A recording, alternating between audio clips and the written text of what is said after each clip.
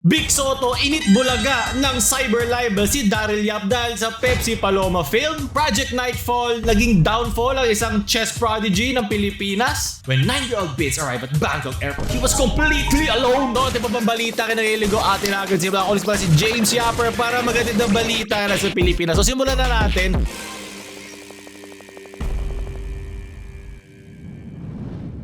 Isa to sa mga pinakamatatagal na urban legends na sa Pilipinas. Sabay mo rito yung Asa Robinsons, yung immortality ni Juan Ponce, at si Pepsi Paloma case. Isa to sa mga nagpapadilim na surroundings ng mga topics. So kamakailan naglabas ng 19 counts ng cyber libel si Vic Soto kay Daryl Yap na naglabas ng video na ito. Paliwanag mo sa akin!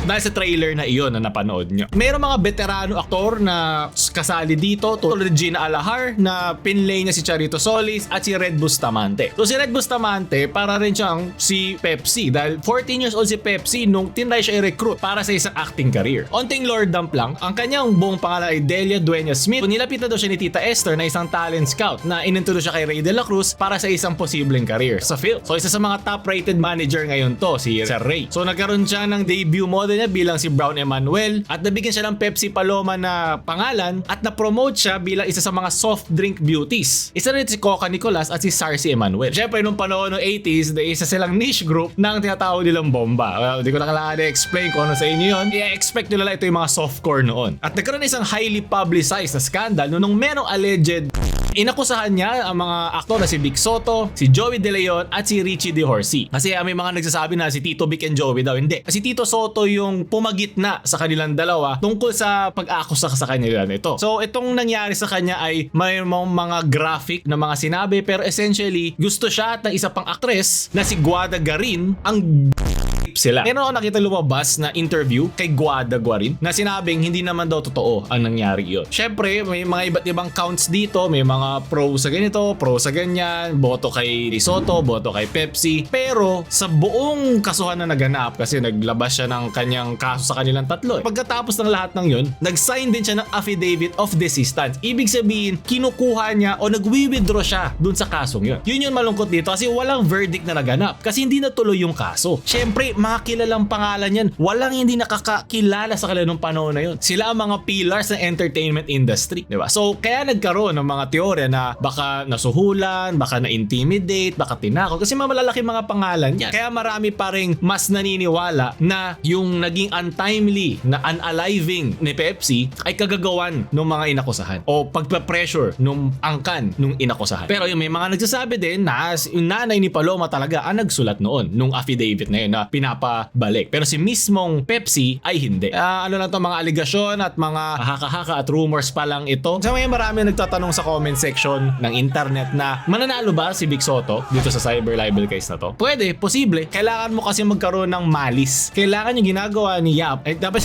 Yapper, James Yapper, Daryl Yap, kailangan ma-prove nila na ginagawa to ni Daryl para ilagyan ng mali siya, dumihan ang imahe ni Vic Soto. At sa tanda mo si Vic Soto, ang kanyang pamilya ay kalat na. May kanya-kanya sila mga posisyon. Paano mo nga ilalabas tong film na to sa sinehan? Sino ba ang MTRCB board? Soto, di ba? So, sa tingin ko, plano niya to ilabas online o kung hindi man online sa ibang platform na hindi kailangan ng sinehan at hindi naman na rin ganun karami nanonood sa sinehan kumpara online. So, I think hindi naman kawalan sa kanya yun. Di ko na makita yung original na pag-sorry kasi natanggal na talaga siya sa balat ng internet. Di na ako nagulat kasi kahit si mismo Tito Soto ay nagpapatanggal, di ba, ng mga libelous daw, ng mga post ng Philippine Daily Inquirer. Yeah, pinapatanggal niya sa mismong Philippine Daily Inquirer. Siyempre ngayon, dahil nga sino ba ang mayor, 'di ba, ng Pasig, 'di ba, Soto. So, malaking apekto sa kanya 'to pag, 'di ba, binabato o ginagamit yung pangalan niya ng ganung paraan. Kasi may nakikita ko sa mga comments na sinasabi, "Di ba wala ka naman permission gamitin pangalan ni Vic Soto para gamitin sa film na yan eh." Hindi naman yung paggamit ng pangalan ng problema. Ito, Vic Soto, Vic Soto, Vic Soto, Vic Soto. Hindi naman kailangan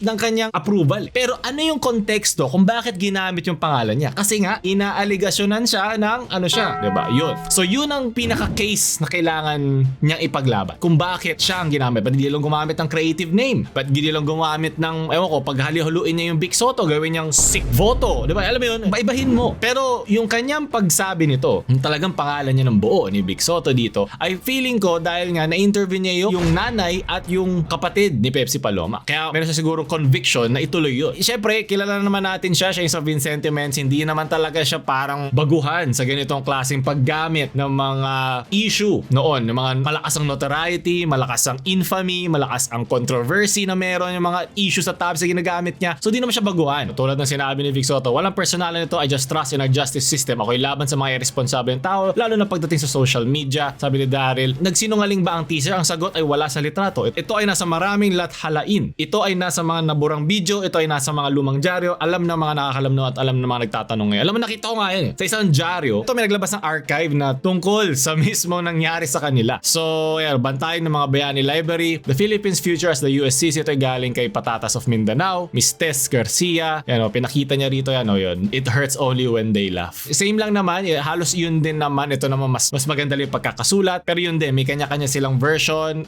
Hindi ma-pinpoint ano yung talagang storya. Makakatawa, makita ng newspaper ng ganito pa rin. Dito mas mahilalim. So, mas pinakita lang nila dito yung kalaban ni Pepsi. Mas nagli-lean towards kay Pepsi na kahit walang natuloy na kaso o hindi nagkaroon ng verdict ang isang kaso, siya yung sumalo ng lahat. Yun yung mas pinapaboran nito. Kasi kinasuhan din naman ni Vic and Joey yung 5.5 million pesos ng libel din. Ang ibang mga magazine na pag hindi in favor sa kanila. Baka may out of court, amicable settlement, di ba? Na, huwag ka na lang magsalita. Kami na bahala. Yung mga ganon. So, wala na nakapag-verify no at wala namang way to verify na din yun. Ito ay mga rumors na ng mga lolo at tatay mo narinig sa mga kwentong urban myth na tulad nito. Pero di mo mapagkakailan na alam to ng lahat. Ito ay paulit-ulit nakikita mo sa mga memes, di ba? Dumilim sa surroundings na dinenay din ni Ellie Buendia, dating singer na Eraserhead, na nagkataon lang daw lahat yon, yung mga yon. So, kaya nagkaroon ng pader ang case na ito. At nabuksan na naman. I think hindi naman na nila hahabulin dito yung case mismo eh. Feeling ko habulin lang dito ay yung paggamit ng pangalan ni Vic Soto para buhayin muli yung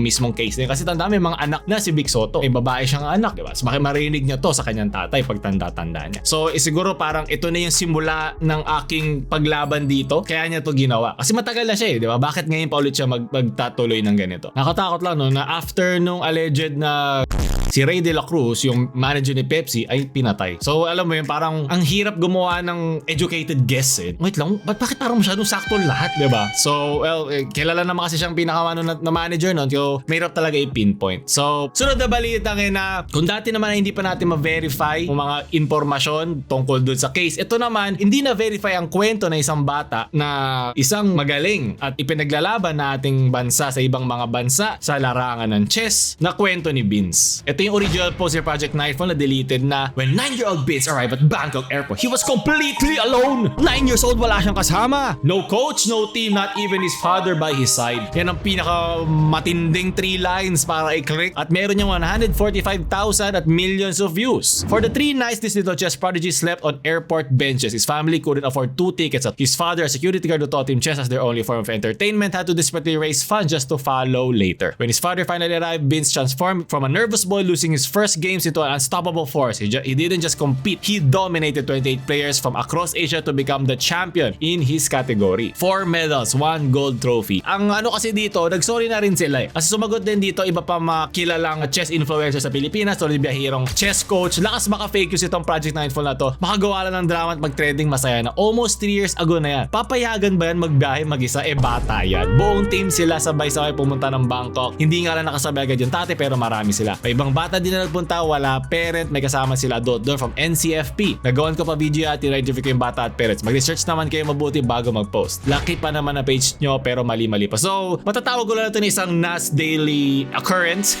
So, geto nga sila. Pag alam nila maganda yung kwento, lalo na kung talagang nakakaiyak, nakaka-touch, hindi na nila vina-verify na mas madaling i-verify ito. Kasi pwede mo i-message yung sports commission eh. Di ba? Totoo ba yung si Vince na isang chess player nyo ay ganito nangyari? Na Hindi naman talaga. So, ito isang woman grandmaster isa sa mga nag-call out sa kanila na sinasabi, hindi ko tatanggalin tong post na to as reminder na i-double check natin ang ating mga sinasabi. Especially, isipin nyo lang, yung nilabas ni Project Lightfall na post is, ano to? Ano yan? Post, text, 145 shares, 6,000. Nakita na video mo yung million plus. Kaya nga ako nung nag-sorry ako, video. Dapat same, alam mo yun, same effort, same reach na posible kung ipopost mo siya. Kaya delete yung post, okay na yun. Pero sa tiyo ba, sa nakita nito na ilan, ay mahahabol niya ay yung million na nakita nung about doon sa batang yun na pinamukha mong kawawang-kawawa na hindi tinulungan ng Pilipinas. Well, nagkaroon nga naman ng case dati lalo na si Grandmaster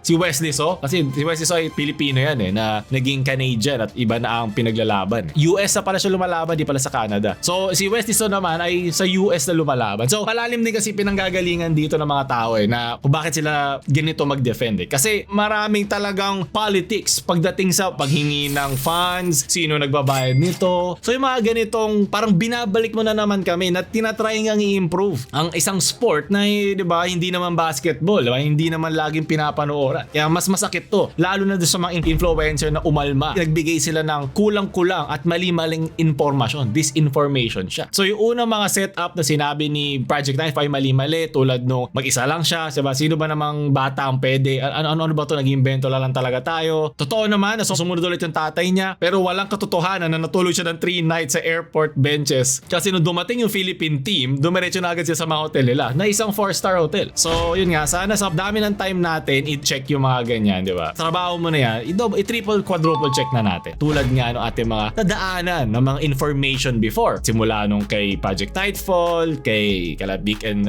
Daryl Yap, andun na responsibilidad mo, di ka naman pinipigilan na sabihin ang gusto mo sabihin. Pero dapat tandaan mo hanggang saan naabot ang responsibilidad na yun. Ano ang meron ka? Kaya nga ako, at sa dulo ng araw, gusto ko malaman, ano ang alam ni Daryl Yap na alam naman niya kakasuhan siya, hindi naman siya nagulat. Anong alam niya para magawa niya yun? Karon din. Ito naman, mas mababaw naman to. More sa dating naman siya. So, iba naman yun. So, doon tayo balita na ngayong linggo. Pasensya na kung medyo madilim ang surroundings sa ating mga topic, pero gusto ko rin siya pag-usapan kasi isa to sa mga urban myths dito sa Pilipinas Kung kayo may sarili-sarili kayong mga versions ng mga pinag-usapan natin ngayon, comment down below. Bili na rin kayo natin yung merch, Paolo Mamala.